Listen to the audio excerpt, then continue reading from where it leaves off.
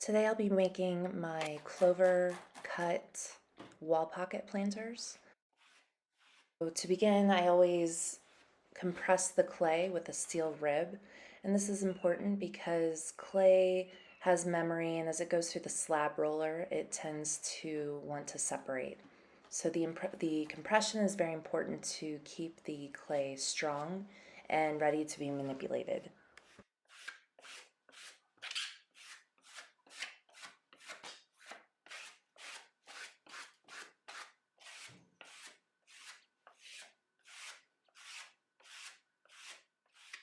To decorate the planters, I use a variety of textures. This is a placemat. So I lay it down and I use a brayer to press the pattern into the clay. And then I will gently flip it over and continue to add the texture to the other side. There's so many materials that can be used to add decorative, interesting texture to clay. If you're working in ceramics, I'd encourage you to look at thrift stores, look at dollar stores, and look for things that appeal to you. When I move the clay, I try to hold it very gently. I do very little draping and try to put very little stress on the clay.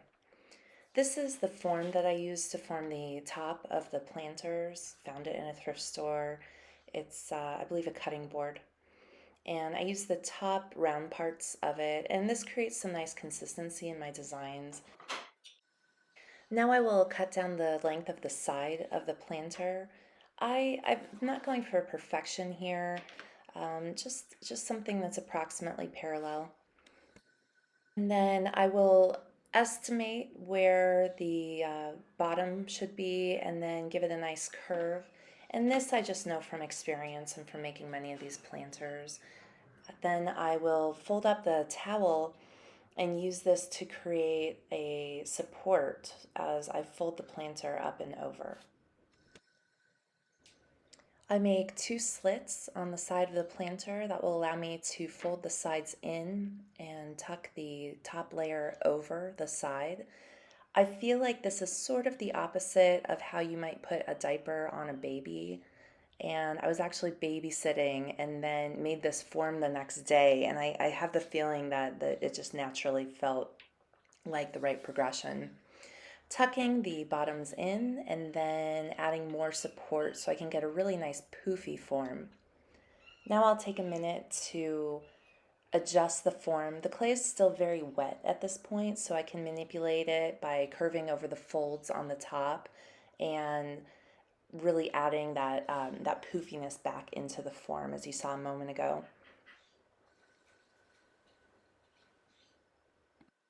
A few last adjustments and then I will put the form into my greenhouse drying rack to firm up overnight. The next evening the form is much more stiff, but there's a little flexibility so I can help add some more inflation to the body of the planter. Then I'll take a sponge and gently just smooth any burrs or any debris that may have collected around the pocket planter.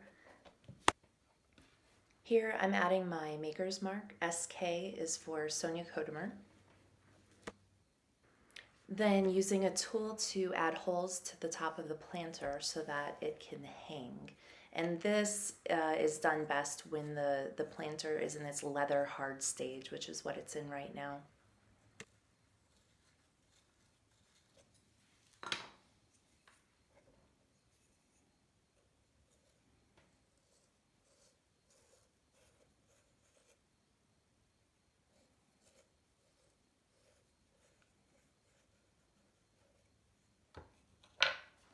And then smoothing away any excess clay. Here I am smoothing and sealing the seams that are inside of the planter. And this does take some firm pressure, but I'm not scraping or really trying to drag up any clay. I'm simply trying to bring the two bits of clay together with a very firm pressure and to create a seal so that the glaze will stop running when it meets that seam and create a nice watertight seal inside of the planter. finishing the edges around the outside of the planter.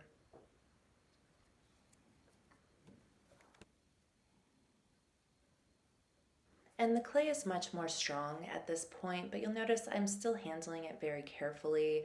I'm not squeezing, I'm holding it very, very lightly. Pushing in one more time at the bottom to add just a little bit more poof.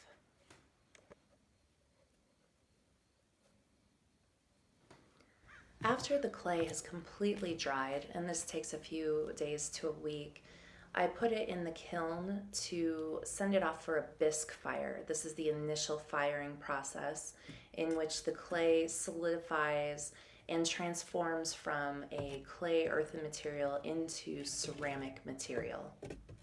The kiln will reach just over 1900 degrees, and in the process burns out any extra dirt or organic material that may be in the clay. After wiping all of the ceramic pots down with a damp rag, they'll be ready for glazing. So at this point, I'll be pouring the glaze over the planters and then pouring it off quickly. Glaze has several purposes. Most importantly, it creates a food-safe surface for pottery, especially important in cups or plates. With the planters, this is important on the inside to prevent any bacteria from growing on the ceramic surface. And then, of course, we want to have a beautifully decorated piece. This clay will have a very beautiful speckled effect in it. That is part of the clay material. And this is a white glaze, so it will have a very rustic appearance. The next step is to smooth any excess glaze. I do wear a safety mask to prevent myself from inhaling any of the small particles in the glaze. And then I'll run my hands over the glaze multiple times to smooth out any areas of excess thickness, which can happen because I'm currently pouring the glaze instead of dipping, and sometimes I do get some overlapping areas.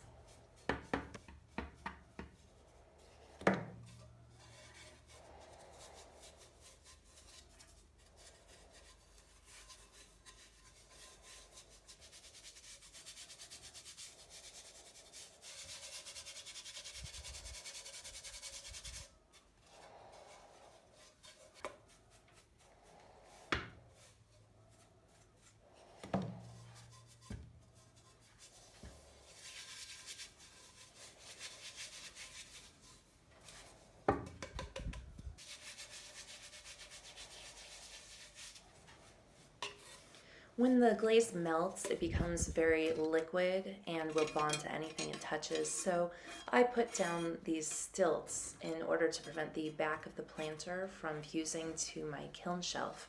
After a glaze fire of approximately 2100 degrees Fahrenheit, the ceramic pieces have been fully glazed and are ready for use.